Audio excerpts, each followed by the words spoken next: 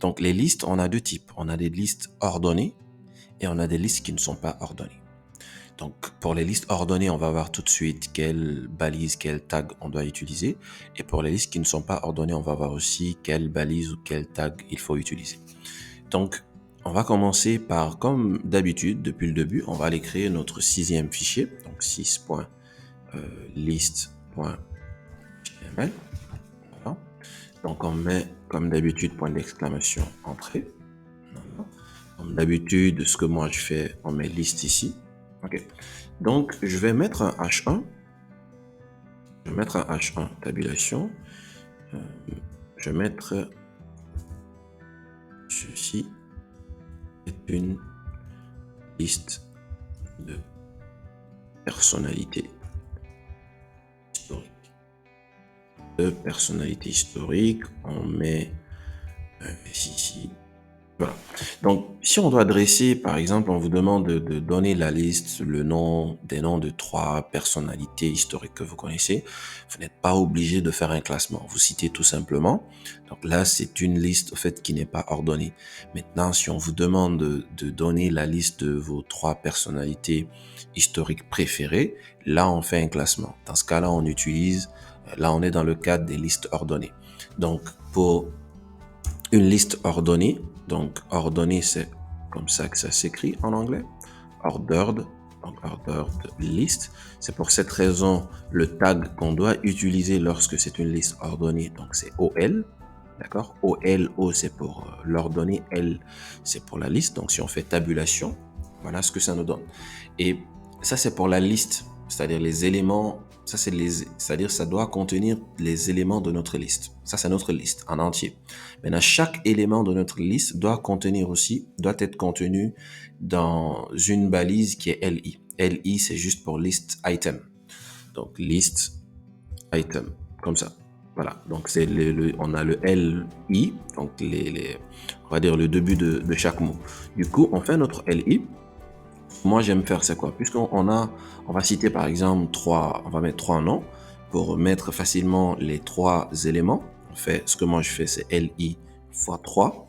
Donc, tabulation, on a nos 3 LI. Donc, on met le nom de nos personnalités. Disons, moi, je vais mettre Isaac Newton, par exemple. Alors, je sais pas si c'est exactement comme ça que s'écrit Isaac, je pense avec 2 A. OK. Donc, le deuxième, on va dire, par exemple, Albert Einstein. C'est pas forcément mes personnalités historiques préférées, mais je suis juste en train de je suis juste en train de faire une liste. Alors, Einstein, on va mettre troisième nom, par exemple, je sais pas, on va mettre, je sais pas, Barack Obama, par exemple, juste comme ça. Barack Obama, ok. Donc, là, on a une liste qui est ordonnée. Donc, parce qu'on a mis le OL. Là, c'est ordonné. On peut faire la même liste, mais cette fois-ci, qui n'est pas ordonnée. Donc, une liste qui n'est pas ordonnée en anglais, ça s'écrit comme ça. Unordered list. Voilà. Donc, ça veut dire que on a le U du début ici et le L qu'on combine pour avoir notre liste qui n'est pas ordonnée. Donc, on met UL. Alors, je vais juste effacer ça. D'accord? Je vais mettre liste ordonnée. Liste ordonnée. Au lieu de H1, je vais mettre H2 parce qu'on ne peut pas utiliser plus d'une fois, le H1. Donc, je vais mettre ici un H2. Et puis, on va venir mettre notre deuxième H2 ici. On va mettre liste non ordonnée. OK.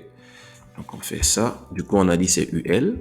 OK. C'est ce qui va contenir les éléments de notre liste. Pour chaque élément, c'est un LI. Disons qu'on met 3 fois ou 4 fois, 5 fois. C'est comme vous voulez. Si vous voulez mettre 5 fois, c'est LI fois 5. Sauf que moi, je vais mettre 3 fois. Donc, ça va nous donner 3 LI ici. Mais je vais pas reprendre le tout. Je vais venir copier ça.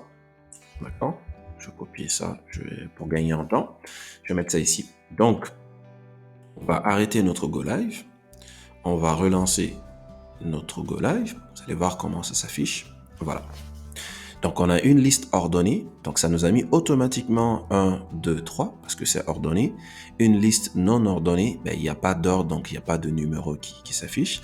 Après, on va voir par la suite qu'il y a des façons d'ordonner. Si vous voulez mettre autre chose que 1, 2, 3, vous pouvez le faire. Vous pouvez mettre des chiffres romains. Vous pouvez utiliser ce que vous voulez ici pour mettre en ordre. La même chose qu'ici, au lieu de mettre cette forme-là pour des listes qui ne sont pas ordonnées, vous pouvez donner des formes que vous souhaitez. Mais pour le moment, ça c'est vraiment des notions, la partie de base qu'il faut connaître au niveau des listes. OL, c'est pour ordonner. UL, c'est ce qui n'est pas ordonné. Et les LI, maintenant, ce sont des list items, donc des éléments qui constituent, en fait, notre liste.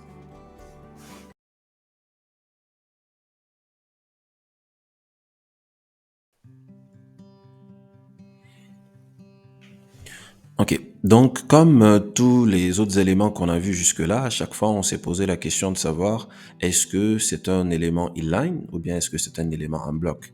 Donc pour revenir à ce qu'on a déjà vu, on a dit que les titres, les paragraphes c'était des éléments en bloc, on a vu que les liens c'était des éléments inline, donc on a vu que les images c'était des éléments inline.